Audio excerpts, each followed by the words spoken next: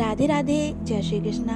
आप सभी को तुलसी विवाह की हार्दिक शुभकामनाएं। यानी देवोत्थानी एकादशी, देवउठनी एकादशी भी बोलते हैं। इसमें हम तुलसी माता का विवाह करते हैं भगवान विष्णु के अवतार शालिग्राम जी के साथ में। तो हम इसमें कथा भी अवश्य सुनते हैं। आज मैं आपको कथा सुना रही हूँ, तो आप पूरी कथा सुनिएगा।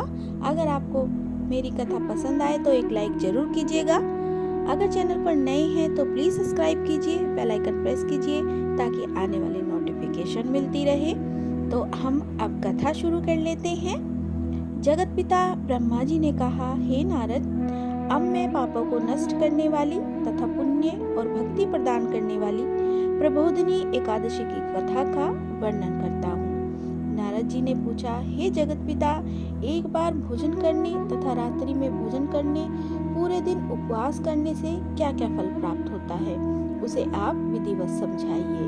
ब्रह्मा जी ने कहा, हे नारद, एक संध्या को भोजन करने से, एक जन्म के तथा रात्रि में भोजन करने से, 2 जन्म के और पूरे दिन उपवास करने से 7 जन्म के समस्त पापों का नाश हो जाता है। जिस वस्तु का त्रिलोक में मिलना दुर्लभ होता है, वह वस्तु देवोत्थानी एकादशी के व्रत से मिलती है। देवोत्थानी एकादशी के प्रभाव से सुमेरु पर्वत के समान पाप भी तुरंत क्षीण हो जाते हैं। हे नारद जी, और जो विधि रहित सुकर्म करता है उसे कुछ भी सुकर्म का फल नहीं मिलता। जो ब्राह्मण पराई स्त्री, सुहागिन अथवा ब्राह्मणी से भोग करता है, वह वंश सहित नष्ट हो जाता है और उसके संतान नहीं होती। जन्म के सब पुण्य नष्ट हो जाते हैं। पर निसंक, अहंकारी, बुरे आचरण वाला, शूद्री से विषय करने वाला, अति नीच कर्मी घोर नरक में जाता है। जो कोई विधि सहित श्रद्धा पूर्वक थोड़ा भी पुण्य करते हैं, वह पुण्य उनका पर्वत के समान अटल हो जाता है। जो मनुष्य देवोत्थानी एकादशी के व्रत में रात को जागरण करते हैं, उनकी बीती हुई तथा आगे आने वाली 10,000 पीढ़ियां विष्णु लोक में निवास करती हैं और नर्क लोक में कष्ट भोगते हुए पितृगण स्वर्ग लोक में जाकर सुख भोगते हैं। ब्रह्म हत्या आदि महान पाप भी इस प्रबोधिनी एकादशी के प्रभाव से नष्ट हो जाते हैं। रात्रि जागरण का फल अश्वमेध यज्ञों आदि के फलों से भी अधिक होता है। समस्त तीर्थों में जाने वाला भूमि, स्वर्ण, गो आदि के दान का फल इस प्रबोधिनी एकादशी के रात्रि जागरण के फल के बराबर होता है। इस लोक में जीवन सफल उसी मनुष्य का है जिसने प्रबोधिनी एकादशी के व्रत के द्वारा अपने कुल को पवित्र किया है। इस लोक में जितने भी तीर्थ हैं, देवोत्थानी एकादशी का व्रत करने वाले के घर में रहते हैं। मनुष्य को समस्त कर्मों का त्याग करके ईश्वर की प्रसन्नता के लिए इस कार्तिक मास की एकादशी का व्रत अवश्य करना चाहिए। इस व्रत के प्रभाव से मनुष्य पुनः जन्म नहीं पाता है तथा कायिक, वाचिक और मानसिक पापों का नाश हो जाता है। इस दिन जो दान, तप, होम आदि यज्ञ भगवान की प्राप्ति के लिए किया जाता है, उसका अक्षय पुण्य होता है। इस प्रबोधिनी एकादशी के दिन जागरण करने का फल सूर्य चंद्र के ग्रहण काल में स्नान करने के फल से सहस्त्र गुना होता है। जो पुण्य मनुष्य जन्म से लेकर करता है, वह समस्त पुण्य इस प्रबोधिनी एकादशी के व्रत के आगे व्यर्थ हैं। जो मनुष्य एकादशी का व्रत नहीं धारण करते, उनके भी समस्त पुण्य व्यर्थ हैं। अतः हे नारद जी, तुम्हें भी विधि अनुसार विष्णु की पूजा करनी चाहिए।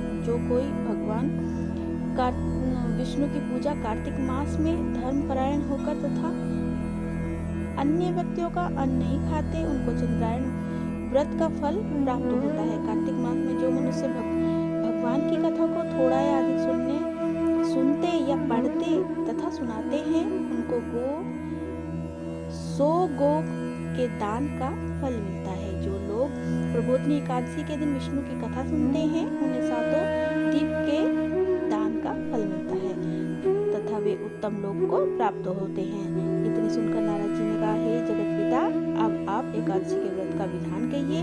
ब्रह्मा जी ने कहा, हे नारद जी, एक एकादशी के दिन मनुष्य को ब्रह्म मुहूर्त में उठना चाहिए और नदी, तालाब, कुआं आदि पर स्नान करके व्रत का नियम धारण करना चाहिए। व्रत नियम धारण करते समय कहना चाहिए, हे भगवान, आज मैं निराहार हूँ रहकर दूसरे दिन अन्न का भोजन करूंगा। हे जगदीश्वर, आप मेरी रक्षा कीजिए। इस प्रकार भगवान की विनय करने के पश्चात ही पूजा करके व्रत का आरंभ करें। रात्रि को जागरण करना चाहिए और भजन कीर्तन गाकर तथा बाजे नृत्य आदि से संपूर्ण रात्रि व्यतीत करनी चाहिए। बाजे नृत्य आदि से रात्रि व्यतीत करनी चाहिए। इसी एकादशी के दिन कंजूसी को त्याग कर पुष्प, फल, धूप तथा अगर इत्यादि से भगवान विष्णु की पूजा करनी चाहिए और शंख के जल से भगवान को अर्घ देना चाहिए। जो मनुष्य भगवान की पूजा अगस्त्य पुष्प से करते हैं, उनके सम्मुख इंद्रदेव भी हाथ जोड़कर उपस्थित खड़े रहते हैं। अगस्त्य के फूलों से श्रृंगार से भगवान बहुत प्रसन्न होते हैं। जो मनुष्य कार्तिक मास में बिल्व पत्र से भगवान की पूजा करते हैं, उन्हें अंत समय पर मुक्ति प्राप्त होती है। जो मनुष्य तुलसी दल द्वारा कार्तिक मास में भगवान की पूजा करते हैं, उनके 10,000 जन्म के समस्त पापों का नाश हो जाता है।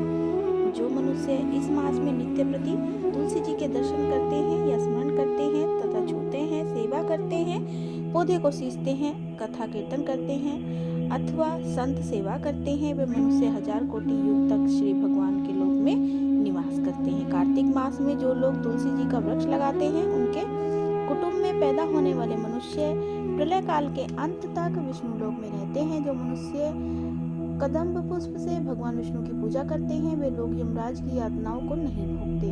और जो मनुष्य गुलाब के पुष्प से भगवान की पूजा करते हैं, उनको मुक्ति लाभ होता है। अशोक तथा बकुल के पुष्पों से भगवान की पूजा करने पर अंत काल तक वह पूजा करने वाला अशोक रहता है। सफेद और लाल कनेर से विष्णु भगवान की पूजा करने पर विष्णु भगवान सदा प्रसन्न रहते हैं। तो इसके लिए धन्यवाद।